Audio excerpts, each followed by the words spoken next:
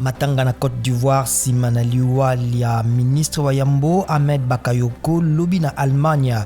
Président Alassane Ouattara asakolaki ete Hamed Bakayoko abelaki bokono bwa cancer. Bobuki ya Zando monene ya Kinshasa nde ezali kobanda na tina ya kotonga mosusu ya sika na esika yango.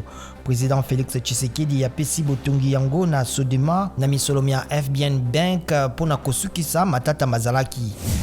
Maloba Mitema mizoki sami mazali kokoba kokweya nsima na liwa lobi loleki na Afrique du Sud ya mokeli mibeko Henri-Thomas Lokondo na mibu tuku motoba na mitano. Henri-Thomas Lokondo amemamaki na lombango na lisalisi pona COVID-19.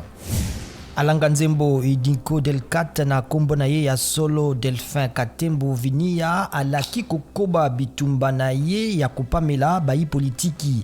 Atika maki lobi na kokangama sanza moko na mposo moko na bosambisami po na palaki na ye politicien escroc.